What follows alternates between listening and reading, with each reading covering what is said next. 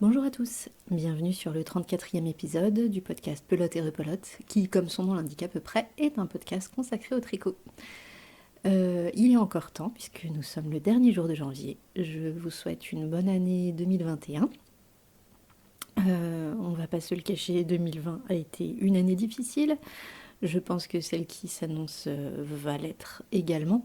Mais personnellement, je me suis résignée à passer une année pas terrible. Du coup, j'espère être surprise de temps en temps. Et donc, je vous souhaite la même chose. Euh, voilà, donc la dernière fois que j'ai enregistré, c'était, je crois, il y a quelques mois, le 11 novembre, si mes souvenirs sont bons. Et j'avais enregistré l'épisode 35 en sautant le numéro 34, sachant que j'avais préparé deux petites listes des 7 projets dont je voulais vous parler. Donc je n'ai qu'à reprendre la petite liste du numéro 34. Mais donc forcément, ce sont des projets qui datent d'un petit peu longtemps.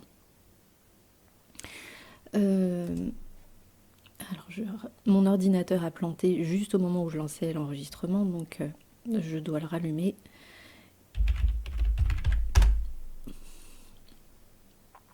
Et donc oui, voilà, j'ai 7 projets qui s'étalent à peu près du mois de janvier ou février peut-être de février à avril, je crois, 2020. Donc je vais pouvoir vous faire un petit retour sur certains de ces tricots. Il faut bien qu'il y ait un avantage à avoir beaucoup de retard. Alors, si vous connaissez un petit peu ce que je fais, à savoir les podcasts précédents ou les publications que je poste sur Instagram, vous saurez que je tricote énormément de chaussettes. Et donc forcément, j'en ai plusieurs à vous présenter aujourd'hui. Donc on va commencer par le projet chaussettes qui est un projet de longue haleine. J'avais acheté un petit colis de laine à chaussettes il y a un peu plus d'un an maintenant pour tricoter le plus de paires de chaussettes possible et les vendre pas très loin de chez moi pour récolter des fonds pour des frais de santé pour mon voisin qui est atteint de handicap depuis un accident. Et vous avez été nombreuses à relayer un petit peu et à m'envoyer des paires de chaussettes pour pouvoir augmenter un petit peu le pécule, ce dont je vous suis très très reconnaissante. Et puis si jamais ça vous intéresse encore, que vous voulez participer, n'hésitez pas à me contacter, soit dans les commentaires sous cet épisode, soit sur Instagram, où mon pseudo au fait est pelote repelote. Donc, du coup, sans surprise, le premier tricot dont je voulais vous parler, c'est une paire de chaussettes pour ce projet-là. Et je vais faire une micro-pause pour pouvoir être sûre d'avoir les bonnes informations. Donc, la première paire de chaussettes dont je voulais vous parler, c'est donc... Oh, je suis en train de me répéter, je suis désolée, il s'est passé plusieurs minutes depuis que j'ai coupé en fait. Donc cette paire de chaussettes, je l'ai tricotée avec de la Fabelle de Drops. Est-ce que j'ai le coloris là? Évidemment non. Je l'ai tricotée en tout cas en pointure 40.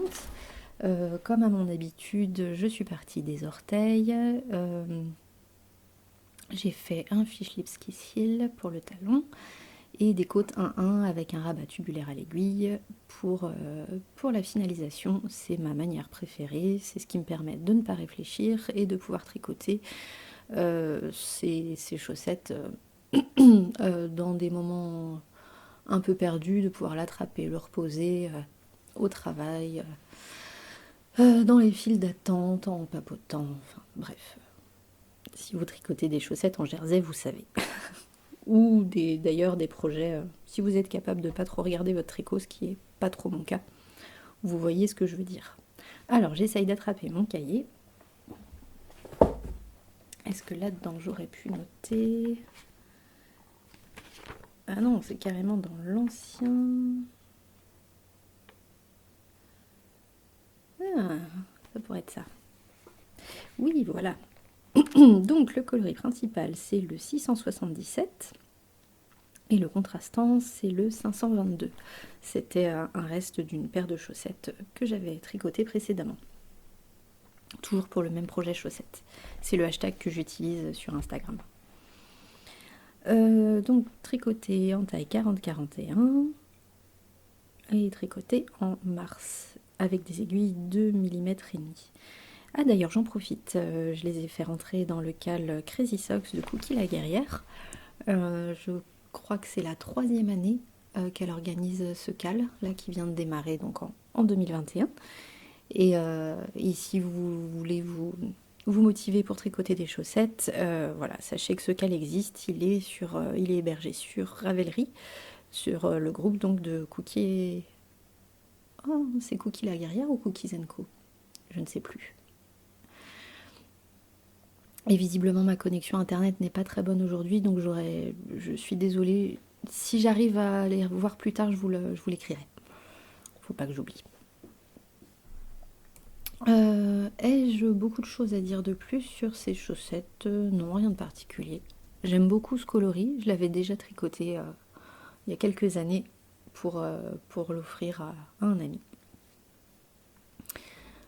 Ensuite, deuxième paire de chaussettes, c'est pour la boîte à chaussettes que j'ai tricotée pour ma mère pendant toute la première partie de l'année.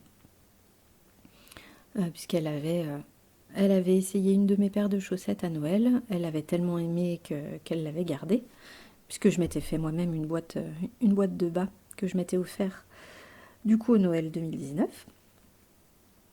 Et elle avait tellement aimé que du coup elle m'avait dit « Ah, si jamais t'as des vieilles paires de chaussettes dont tu veux te débarrasser, n'hésite pas. » Alors je l'ai prise au mot, j'ai récupéré 2 paires de chaussettes qui étaient un petit peu trop grandes pour moi, ma mère ayant le pied un peu plus large.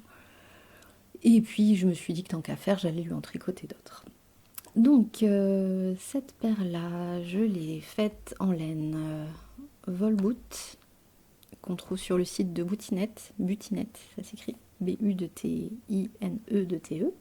c'est un site allemand. Et ils ont beaucoup de laine à chaussettes qui n'est pas très chère, notamment des lots. Est-ce que je saurais vous dire le nom de ce lot-là? Oui, Isar, I-S-A-R. J'aime beaucoup cette laine à chaussettes. Oui, j'aime bien les assortiments qu'ils font, ils se renouvellent beaucoup, elle est pas chère. Je la mets à égalité avec la Drops de Fabel, vers laquelle je me tourne toujours plus spontanément, mais en fait, la Volboot, je l'aime bien aussi. Alors, le coloris, c'est 67-10. Et en contrastant, j'ai utilisé de la Fabel, en coloris 104, qui a un petit côté bordeaux. J'ai de quoi me faire les mêmes. Et j'hésite, ou alors peut-être pour offrir, pour un cadeau plus tard. Voilà, j'ai suivi le même procédé, de la pointe vers les côtes, que ce que je vous ai décrit précédemment. Hop, et bah du coup on passe à la suite. Troisième paire de chaussettes, également pour la boîte à chaussettes de ma mère. Cette fois-ci, mon coloris principal, c'est de la West Yorkshire Spinners, la qualité Signature for Ply, et c'est dans leur collection cocktail, je crois. Et donc ce coloris-là, c'est le 845 Pink Flamingo. J'avais flashé sur un coloris très similaire qui existait dans la boutique des Jolies de Milly. Malheureusement, elle a arrêté son activité au moment où je découvrais ses teintures. Et lors de sa dernière vente, je n'ai pas été assez réactive. Donc il me reste un précieux écheveau. Donc des Jolies de Milly dans mon stash, qui sera probablement tricoté cette année. Et puis du coup je me suis rabattue sur cette pelote là, donc de West Yorkshire Spinners. Et j'adore les couleurs, je trouve qu'elles mettent de bonne humeur. Et donc encore une fois, j'ai de quoi me faire exactement les mêmes. Et celles-là, elles seront pour moi, c'est certain. Je les trouve trop sympas.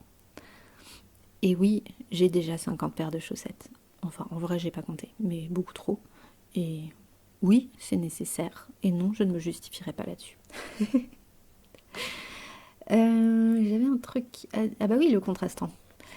J'ai utilisé pour cette paire-là un reste que j'avais de fil d'art, fil folk, coloris mandarine, qui m'a servi à faire une paire de chaussettes pour moi en dentelle, des contrastants pour une paire d'autorayantes que j'avais déjà. Et donc je pensais qu'il me restait suffisamment et malheureusement je me suis retrouvée en rate de laine au milieu du deuxième talon. Donc j'ai utilisé de nouveau de la Volboot en orange. Et là par contre je n'ai pas les références.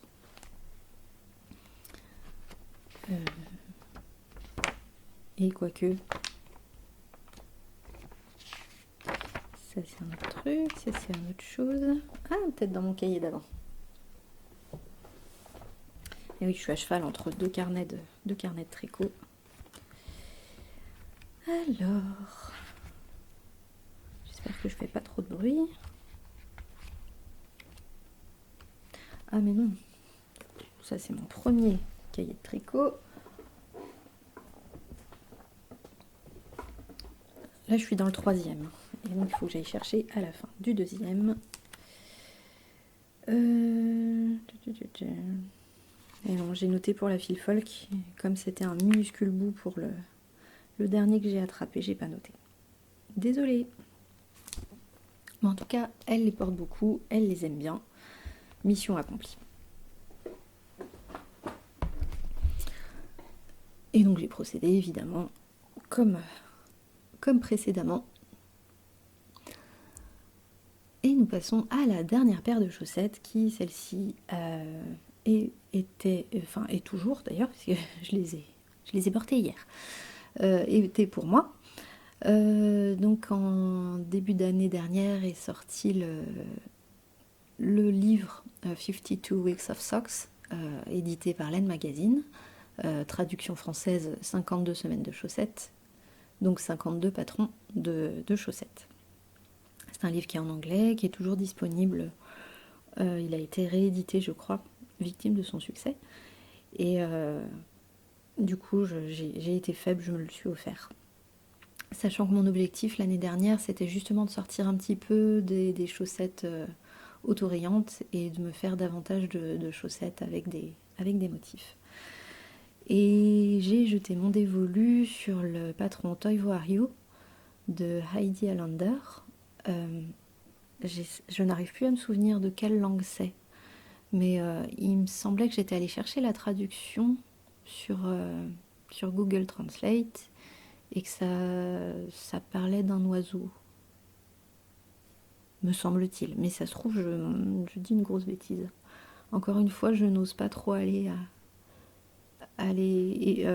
chercher sur internet. En plus, mon clavier fait énormément de bruit, je ne veux pas vous casser les oreilles si vous avez un casque. Ce qui est souvent mon cas, et je peste régulièrement contre tous les petits bruits annexes qui sont souvent très forts. Alors, donc, les chaussettes Toivo Hario.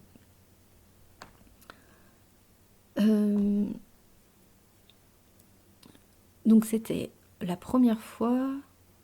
deuxième fois de ma vie que je tricotais des chaussettes qui commencent par le haut.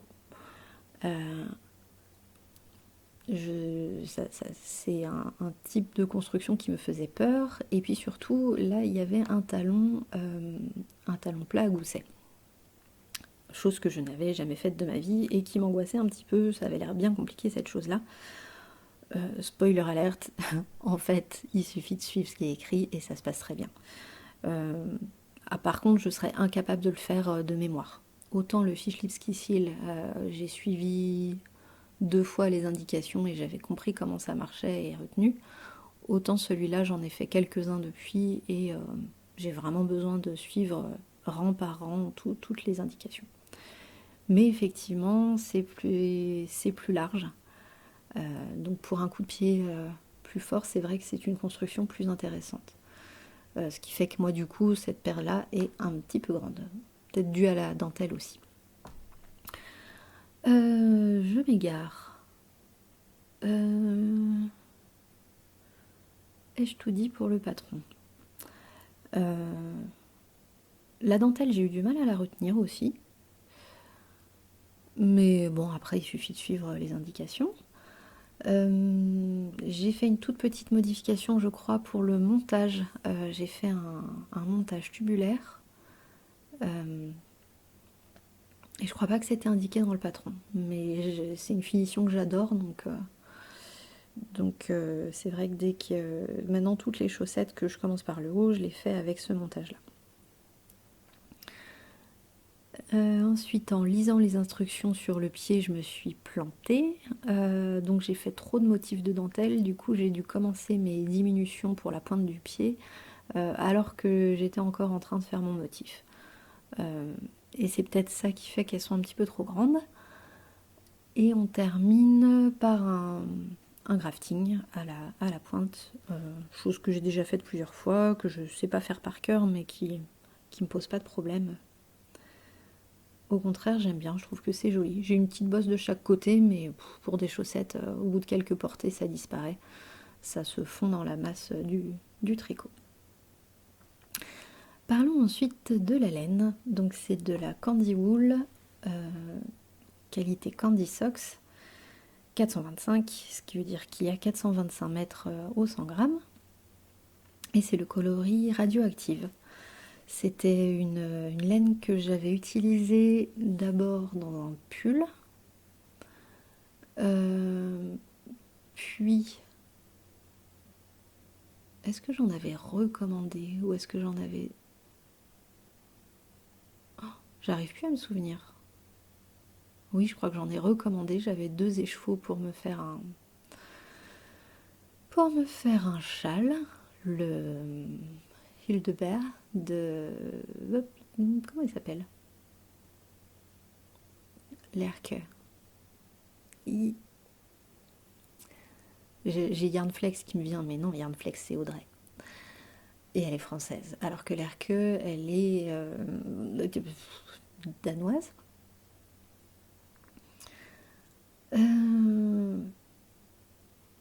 Bref. Fiber Tales. Ouais, ça doit être ça. Bref, on est là pour parler de chaussettes, pas pour parler de mon châle Hildebert. Et donc, il m'avait manqué de la laine pour finir ce châle. Si, c'est quand même pour avoir l'historique de cette laine. Donc j'avais recommandé un écheveau pour le terminer, et donc j'avais quasiment un écheveau complet. Et tout de suite, c'était attribué à des chaussettes, je ne savais pas encore lesquelles, et quand j'ai vu ce patron dans le livre, j'ai tout de suite dit que c'était celle-là et rien d'autre. Et du coup, je suis trop contente, j'ai un pull, un châle et des chaussettes assorties. Et ça, c'est quand même la super classe. Ai-je autre chose à dire sur ces chaussettes? Eh bien non, je ne crois pas. Nous allons pouvoir passer à un châle. Le Vertices Unite de Steven West. Je sais toujours pas comment on est censé le prononcer. Donc, ouais, je l'ai démarré en février. On se faisait... Oh, j'arrive plus à me souvenir. Qui m'a proposé de faire un mini-cal sur ce patron-là, sachant que j'avais plein de restes de laine fingering jaune et j'hésitais entre ce patron-là. Je suis désolée, j'ai un chat dans la gorge. J'hésitais entre ce patron-là ou alors me tricoter un châle triangulaire en inventant petit à petit des motifs, des rayures, des bidules. Et puis finalement, l'attrait du cal a eu raison de moi. J'ai choisi le Vertices Unite. Alors par rapport aux quantités de laine qui me restaient, j'ai pu faire la taille small.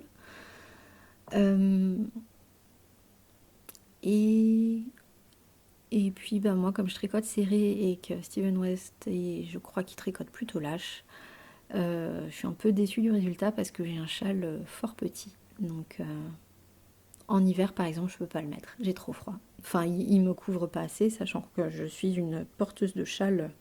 Moi, c'est à la journée. Je me lève, je m'habille et je mets un châle. Et je le porte toute la journée. Sauf au travail en ce moment, à cause du Covid. Du coup, j'apprends à vivre sans châle, mais c'est difficile. Et je me jette dessus dès que ma journée de travail est terminée. Bref, tout ça pour dire que j'aime beaucoup ce châle parce qu'il me rappelle plein de souvenirs. C'est un memory shawl. Mais oui, il est un petit peu petit. Alors, le patron, génial. Enfin voilà, j'ai déjà tricoté une ou deux fois des patrons de Steven West. C'est bien écrit, ça paraît foufou, mais c'est extrêmement carré et bien expliqué. On a des indices, enfin des repères, on sait toujours à la fin de chaque section combien de mailles on est censé avoir. On peut toujours vérifier qu'on retombe bien sur nos pieds. Et, pardon. Et de fait, on retombe toujours sur nos pieds. Je l'ai tricoté en aiguille 4 mm et j'arrive plus à me souvenir si c'était la taille indiquée. Alors bon, je vais quand même faire un petit effort. Je vais demander à Internet de pédaler dans la choucroute. Alors, lui, il indique en 3,5 mm.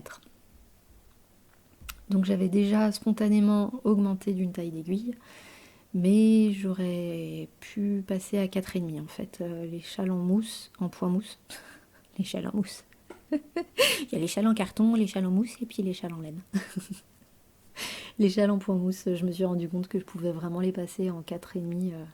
Et c'est là qu'on avait justement ce fameux rendu moelleux et sympathique. C'est un point qui tolère bien d'être légèrement déjaugé. Enfin, si on peut parler de déjauger à mon niveau, vu que je tricote, c'est vraiment serré. Enfin, je tricote serré surtout pour le poids endroit. Mes mailles en verre sont plus lâches. Donc en jersey, du coup, j'ai moins besoin d'augmenter ma taille d'aiguille. Je suis un petit peu dispersée. Si, pour terminer avec le patron, donc qui se construit un peu dans tous les sens, on laisse pas mal de mailles en attente. Il y a plein d'endroits où on en relève, mais on relève, c'est jamais des grosses...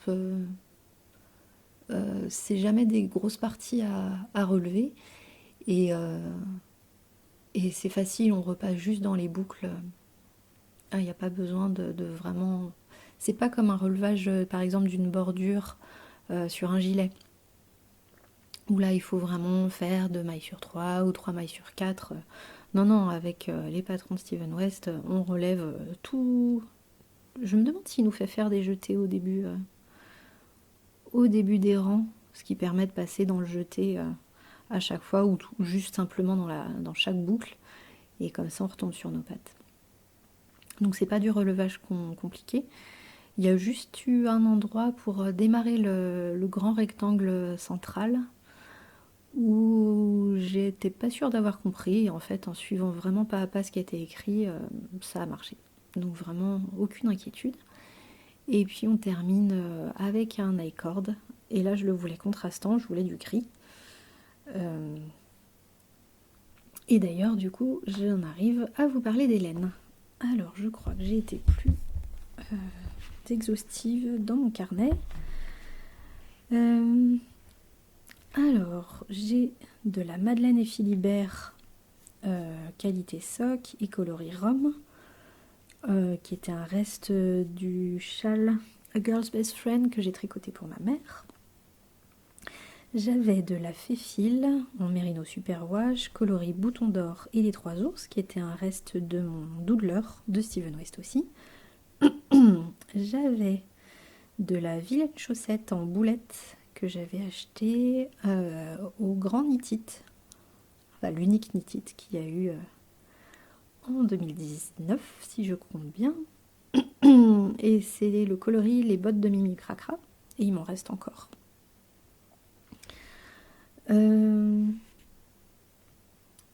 Ensuite, j'avais un petit reste de Hedgehog Fibers qualité soc et coloris pollen, qui est le plus beau jaune du monde à mes yeux. Un jour, je m'en achèterai une quantité pull. J'avais un reste de Lanicium Ex Machina et j'ai pas noté le coloris, c'est malin. Et j'avais tricoté les chaussettes Fraser Fear. J'avais un reste... Ah oui, ça c'est parce que je suis tombée en rate de laine sur la toute fin, la dernière pointe. J'avais un reste de la pelote vagabonde, qualité bivouac et coloris lichen, qui du coup tire un peu plus sur le vert que mes autres jaunes. Enfin, c'est un vert en fait, c'est un vert qui tire sur le jaune. Donc il est moins jaune que le reste. Et, et voilà, ça c'était mes six jaunes différents. Et pour faire le contour, j'avais de la Féfile en single et coloris sardine frétillante, qui est donc un joli petit gris. Voilà. Hop. Et du coup, j'ai encore quelques petits restes de jaune, et donc peut-être qu'un jour, je finirai par inventer mon petit châle à moi. On verra. Donc voilà, un châle que je ne porte que quand il fait au-dessus de 15 degrés, on va dire. Donc pas encore tout de suite. Ensuite, on va passer aux vêtements. Je suis désolée.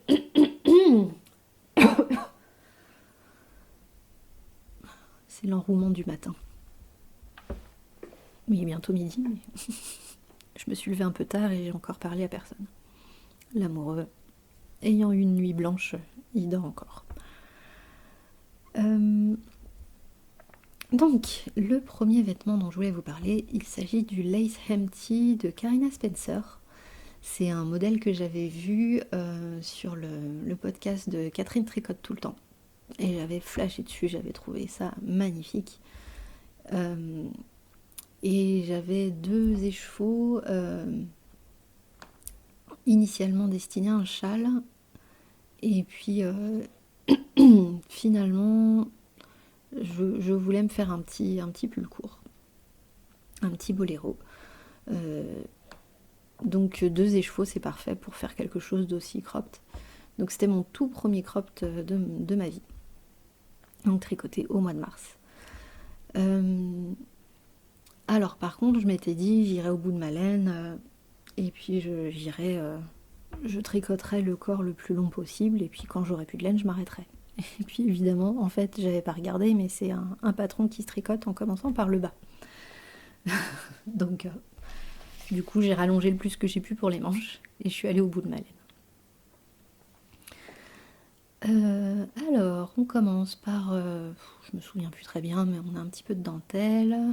On tricote en rond pendant pas très longtemps, et puis après on remonte le dos et les 2 demi devant. On a un joli col en V, et ça c'est vrai que j'en ai très peu, donc j'étais contente d'avoir ça. Et puis après on relève les mailles, c'est un drop shoulders, donc on relève les mailles dans le trou, et puis on a juste à dérouler les manches. Moi j'aime bien tricoter les manches.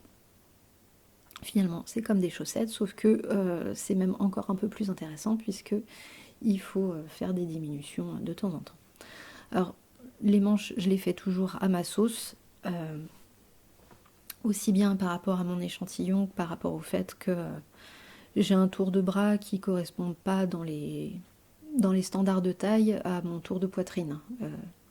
En général, je vais chercher le tour de poitrine dans du XS ou du S, et puis les tours le nombre de mailles que je dois tricoter pour avoir la bonne circonférence pour mes bras correspond plutôt aux tailles M ou L.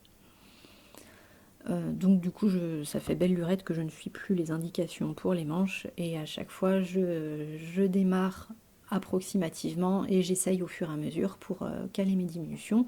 Je prends des notes très rigoureuses, et ensuite la deuxième manche souvent me prend une journée à tricoter ou 2, parce que j'ai juste à suivre les indications et à cocher chaque rang, donc ça va très vite. J'ai peu porté ce petit gilet. C'est pas un gilet, c'est un boléro. Si je vous parlais de la laine d'abord. Ça y est. Alors, pour terminer avec le patron, ça y est, j'ai commencé à me disperser. Ça fait combien de temps que je parle? Ah ouais, ça fait une demi-heure, ça y est. Il me faudrait un petit thé en fait. Mais bon, on va éviter de perdre du temps. Donc, je disais, le patron. Oui, il existe, le patron est rédigé soit pour avoir des manches courtes, soit pour avoir des manches très longues avec un petit trou pour passer le pouce. Euh, je trouve pas ça très pratique pour se laver les mains, sachant que déjà hors Covid, je me lave régulièrement les mains au travail. Bon, avec le Covid, de toute façon, je porte plus mes pulls tricotés au travail puisque tout part à la machine tous les soirs. Donc, ça me rend très triste. Je porte mes beaux pulls que le soir et les week-ends. Je digresse. Voilà, donc j'avais pas de quoi faire les manches aussi longues et puis j'avais pas envie de faire ces trous pour les pouces. Euh, Ensuite, j'ai tricoté en 3,75. Je crois que j'ai fait la taille XS. Et j'ai pas noté ça. N'importe quoi. C'est dans quel carnet?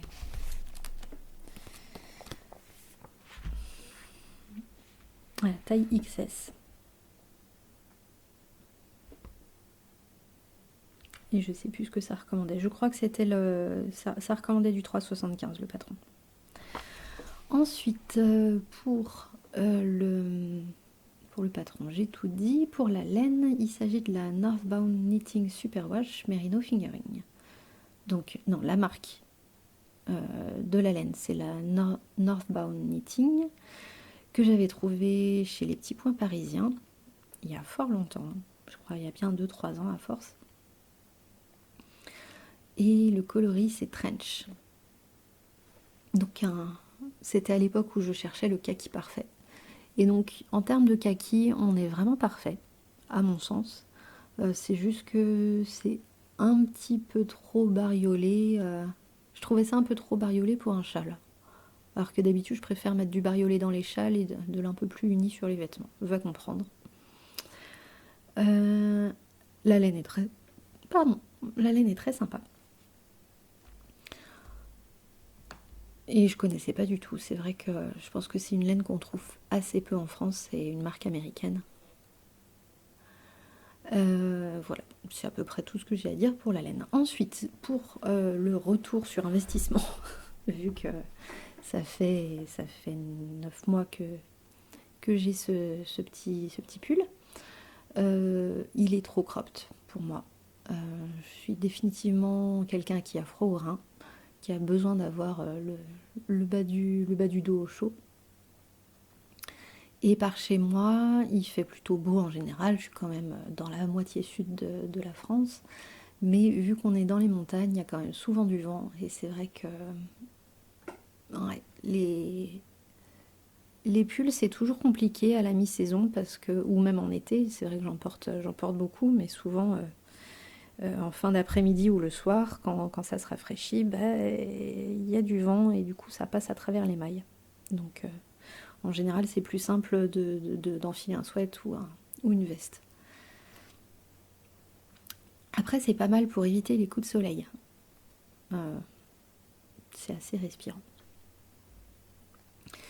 Mais donc voilà, la forme est finalement pas très adaptée à mon mode de vie ou je sais pas, à ma manière d'avoir chaud ou pas chaud.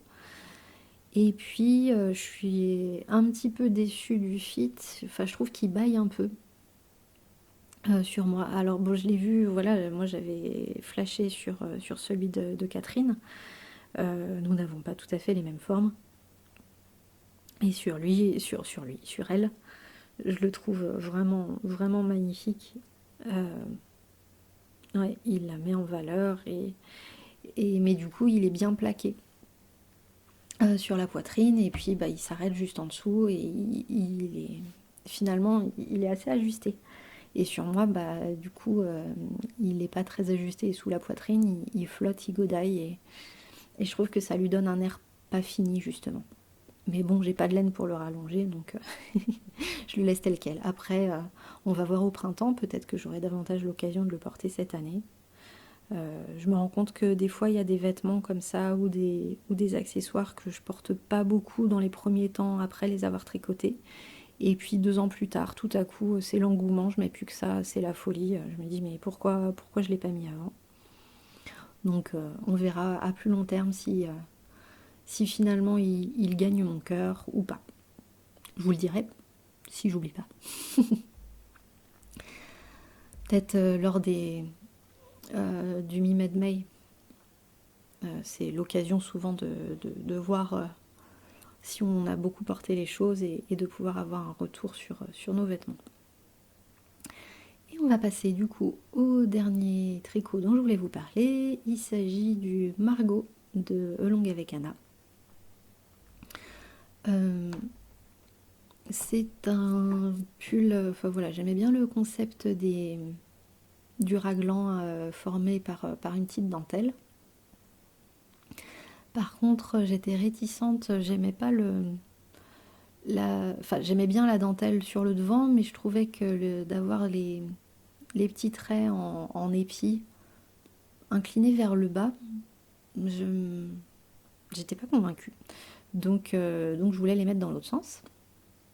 Alors j'ai fait un petit échantillon, j'ai essayé de tricoter, juste de renverser la grille de dentelle. Évidemment, je me suis cassé le nez, ça ne marche pas. Donc j'ai réécrit de 2 manières différentes. Donc j'ai fait un double échantillon. Donc une grille de dentelle, quelques mailles de jersey et puis la deuxième grille. Comme ça, j'avais vraiment les deux côte à côte. Et puis j'ai choisi donc celui qui m'inspirait le plus. Et j'ai pu démarrer mon tricot. J'ai fait la taille 85, sachant que j'ai un tour de poitrine de 82, selon les périodes, selon le mois où j'en suis dans mon cycle. Ah bon. Sachant que je ne porte pas de soutien-gorge, donc j'ai pas le même tour de poitrine que quand j'en portais il y a 10 ans. Pendant un temps, j'ai cru que j'avais perdu, mais en fait non, c'est juste que les soutiens-gorge étant ce qu'ils sont dans la taille que je fais, ils sont tous rembourrés. Donc forcément, on gagne plusieurs centimètres avec tout cet harnachement, et puis ça maintient la poitrine dans une position qui fait que mon tour de poitrine était plus conséquent quand je portais des sous-vêtements. Enfin, quand je dis sous-vêtements, je parle de soutien-gorge, hein, je porte des culottes. Encore. Vous vous en foutez. Bref. Oh, je digresse. J'aurais vraiment besoin d'une tasse de thé. Donc je disais... pour le patron, est-ce que j'ai tout dit? Je crois que oui. J'ai fait des manches à ma sauce comme d'habitude. On va parler du matériel. J'ai utilisé la laine de The Woolly Skein, qualité finger crossed et en coloris Tiponche. Je l'avais acheté à un petit Knit It au mois de canicule 2019, je crois. Ouais, au mois de juin. Ah, c'était un super Knit It, ça. On pouvait se baigner en même temps. Il y avait une piscine. J'en garde un super souvenir malgré la douleur de cette chaleur horrible qu'il avait fallu supporter, mais ouais, c'était un chouette moment. Et c'est là que j'avais rencontré Céline de Mademoiselle Pétronille, Offris, je sais pas, Lucie, je sais pas comment ça se prononce ton pseudo, j'ai jamais pensé à te le demander. Offris 25, on s'est revus plusieurs fois depuis. Ah non, on s'était peut-être rencontrés au Tricot Sud. Ça y est, ça se mélange. Enfin bon, bref, j'avais rencontré plusieurs personnes. Ah bah, le nid de la Linotte aussi, Marie, je l'avais rencontré là-bas. Bref, on s'en fiche, on n'est pas là pour parler de... Mais si, non mais...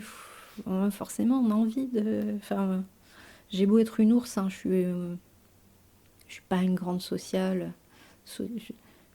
Comment ça se dit? Je suis sociable, mais je suis pas une grande extravertie et j'ai pas forcément besoin de voir du monde souvent.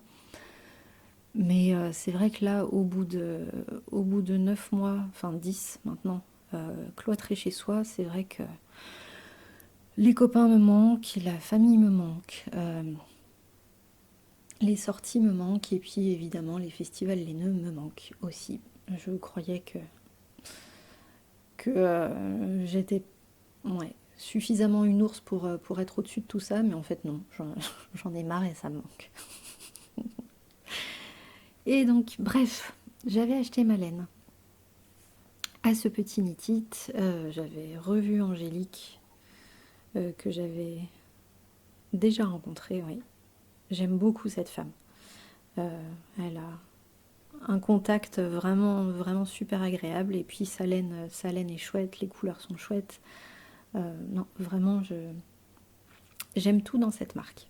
Et je m'y refournirai quand j'aurai tricoté le stash que j'ai déjà.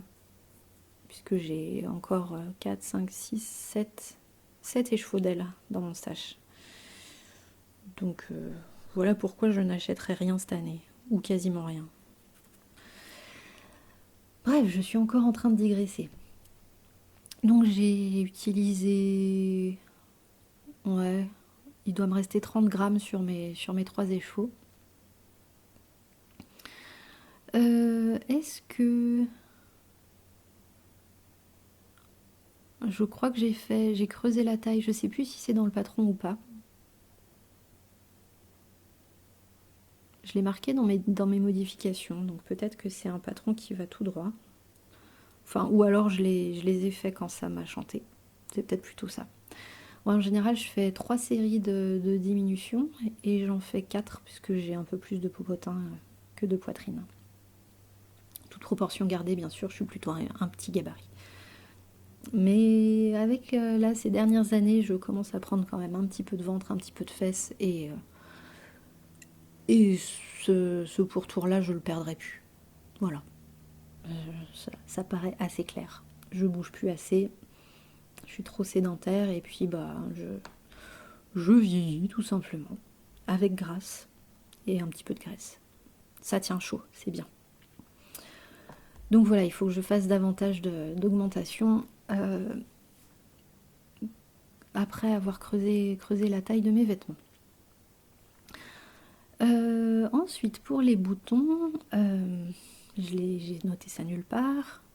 Et oui, donc je l'ai fini. Et oui, au moment du confinement, enfin un peu avant. Et bah, à chaque fois, je choisis mes boutons au dernier moment. Donc en général, je profite d'un déplacement pour être en ville. Et puis j'ai mon vêtement sur place. Comme ça, je peux essayer la couleur et la taille des boutons pour être sûre que ça va. Et là, bah, je me suis retrouvée bien dépourvue quand la bise fut venue. Donc j'ai tergiversé pendant très très très longtemps et j'ai jeté mon dévolu sur des boutons Atelier Brunette. Je sais plus où je les ai commandés parce qu'ils sont disponibles sur plusieurs boutiques. Chez Rascol, il me semble, mais je suis pas tout à fait sûre. Et ils sont absolument parfaits. Et je crois que le coloris c'est tangerine.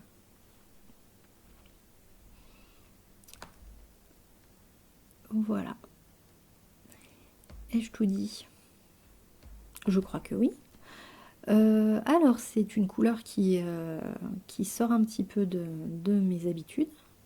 Donc c'est vrai que je le porte pas moins souvent qu'un bleu canard ou un vert ouais, voilà, qui sont, ou d'un violet. Bien que j'ai peu de pulls violets au final. C'est pour ça il faut que je me rattrape cette année. Voilà, c'est pas dans mes couleurs habituelles, mais c'est vrai que si j'ai envie d'une touche de couleur qui me mette de bonne humeur, ça fonctionne très très bien. Donc j'ai hâte, j'ai hâte que les beaux jours reviennent un petit peu. Enfin, je dis ça, il fait plutôt beau là. J'ai une fenêtre juste au-dessus de mon ordinateur. Je peux faire la commère.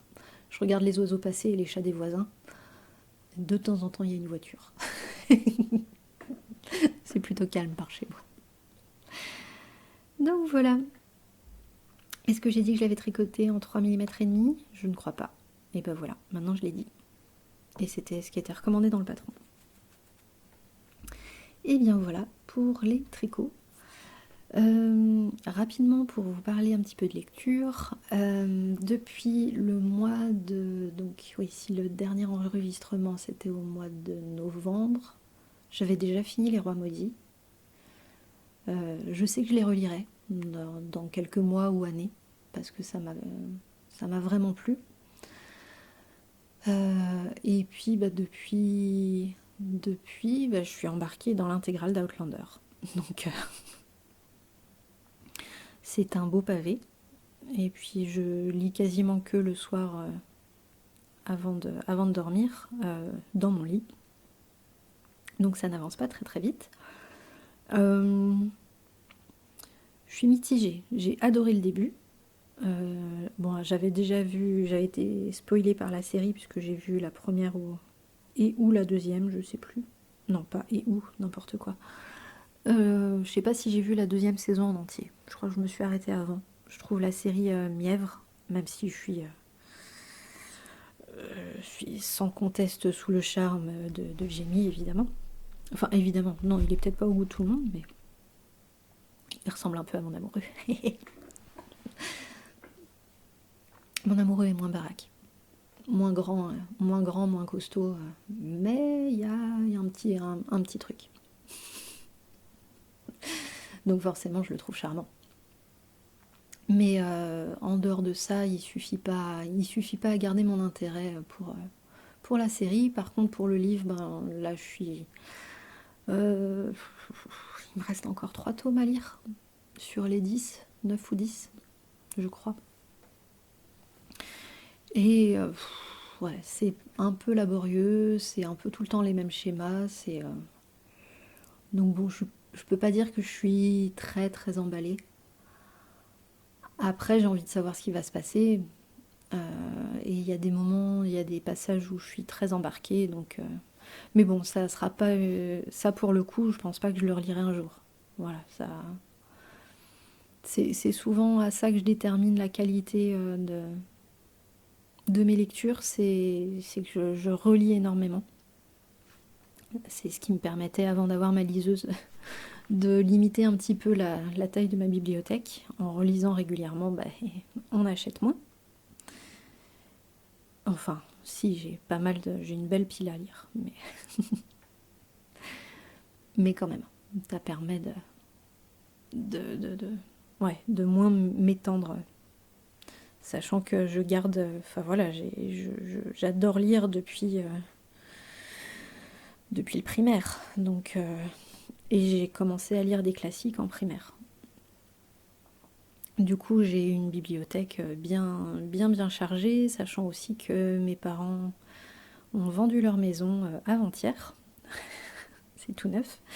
La maison dans laquelle j'ai grandi. Et donc cet été et à Noël, j'ai récupéré encore une partie de ma bibliothèque d'adolescence et d'enfance là-bas. Donc il a fallu retrouver encore de la place.